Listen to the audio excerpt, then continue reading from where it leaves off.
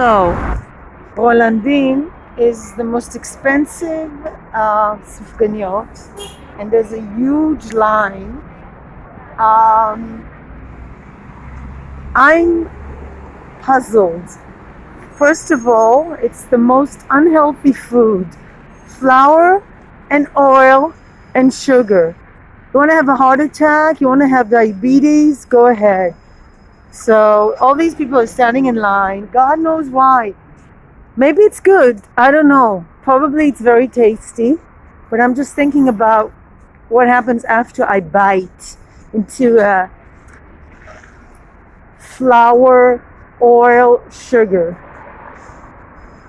whatever thing. Now, I want to bake banana bread tonight. So I'm getting ready to do that. And I'm always missing an ingredient. It's quite easy. You just need bananas. I have all the bananas ready.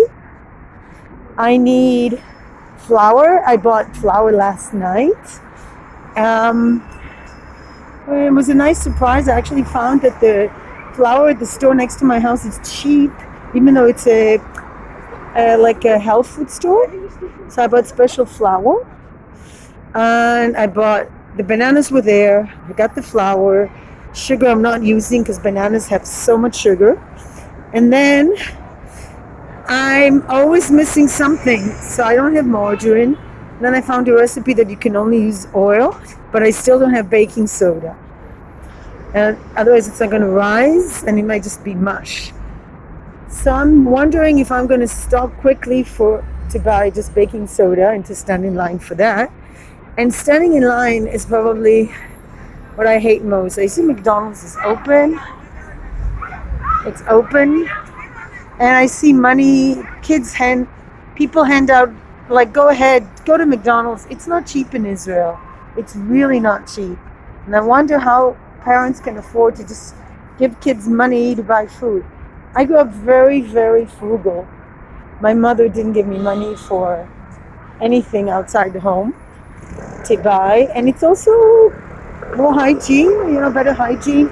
You know what you cook, your kitchen. It's about being at home. And now there was like a horrible news item. A mother of 4 was forced to sit outside on the floor and eat because there was the restaurant on the side of the road wouldn't let her in because of Corona. Well, why does a mother of 4 have to actually go to restaurants? Is there too much money? Are there people handing out money? I don't know, because it looks to me like there's somebody handing out money. Because I see people walking with tons of presents and stuff. I don't know, maybe the jobs they have hand out benefits. I don't feel it. I mean, my benefit is I could have had this children's pasta thing to eat with the kids today, which I chose not to do. But I'm not going to be bitter, but I'm really wondering how people can survive in this very, very expensive country where the minimum wage is so low. And I don't know, it's so expensive here. I'm like, oh God, just the minute I take the money out, it's already gone. It's about these shoes, but I couldn't stand to have wet feet. So I like to talk, that's true. It was so good after you go on a bus ride for half an hour with the mask on, there's nothing. Okay, now I see parents buying their kids ice cream and sweet stuff. I wonder, I ask myself, okay, why? Do you have money to hand out and dentists? I deeply regret giving my kids any sugary stuff. Yes, it's fun. Yes, it's a high. But they say that sugar is addicted like cocaine. Do you know that? It's actually as addictive as cocaine. I feel it because I really feel sometimes, oh God, I need some sugar. But try to use sugar substitutes. My banana bread will not have sugar. There's no need to bake a banana bread with sugar. Otherwise it would be a cake, right? So I'm looking forward to that activity today. Maybe I'm going to go to the 8 candles because it's not raining now. So there was a big storm. Yeah, I want to say something positive, but I don't know what. And also this coffee crowded, like, oh, they're handing out free coffee. No, they're not. Can't you make coffee at home? Let me tell you how much coffee costs. I bought coffee, 30 shekels, right? Now they charge for coffee, like, let's say the cheapest would be 10 shekels, 3 cups of coffee. How many cups of coffee can I make from the 30 shekels? It lasts me about a month. So about 30 coffees at least. So that's quite a lot, maybe longer than a month, I don't know. That's a lot of coffees, so you're saving. Of course it's like, oh, this is a nice place, I miss this place. This is a great place. But, as they say, so they have here all kinds of things. Here there's no line, I don't know why, it's too bad. Why do people stand in line to buy something that they can buy somewhere else without a line? It's not like there's something special about these sufganiyot. You can get them anywhere. You can get them from 3 shekels in the supermarket. What difference can it be? The more expensive ones have more cream and more sugar and more shit on them. They're still very unhealthy for you. They will bring you to, you'll be at risk for diabetes, you'll have an addiction to sugar, you'll get fat. So why do people stand in line to on their health? I don't know. This is nice. I need some art. I don't want to complain, but I am. It's like is it like in my DNA? Probably. My mom used to say to me that I have a bad attitude, but she had the worst attitude. She used to knit a lot though. This is like a rare thing, a knitting shop. But I know I cannot. Oh, Go Noodles has a so-called, oh, this is interesting. But I can cook my own noodles and put some tofu in it and vegetables. All this is not going well here for the shops. That's too bad. Some businesses are thriving. I'll tell you which ones I've noticed. Anything to do with sugar. Not if you know, but Israel was in the pathway. Like there was, I don't know if I've spoken about it in my other YouTubes, but I'll just mention it again.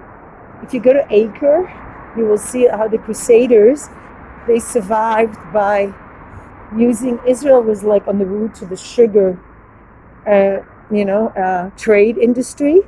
So they brought sugar to Europe from the east, Far East, through places like Israel. The Crusaders made lots of money from that. Because sugar was in great demand. It was like very expensive. Now sugar is not that expensive. But people really do things with sugar. They bake and then they make it more expensive. Or ice cream. Ice cream is not that expensive actually.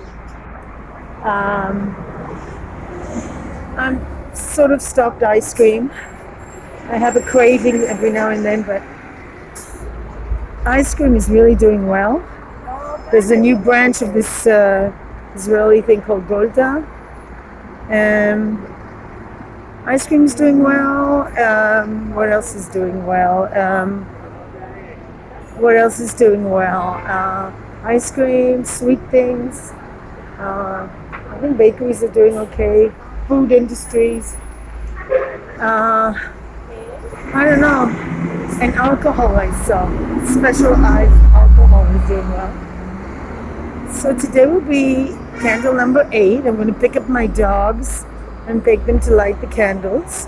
And I will avoid sufganiyot like the plague because I do not want to eat fat things. It's very addictive also. You can't just eat one sufganiyot, So I'm going to bake my banana bread today. It's good. I'm going to give it to somebody.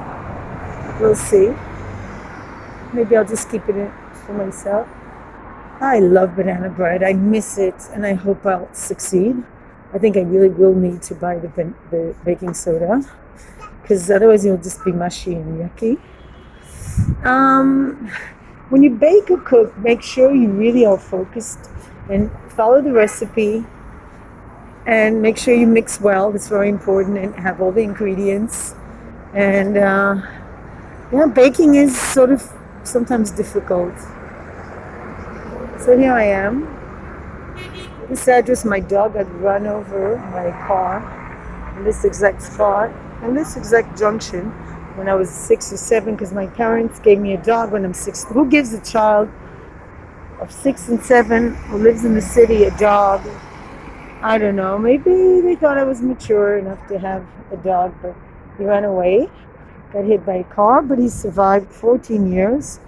And well, thanks to my sibling, one of my siblings who wanted to kill it, have it killed when it was getting old.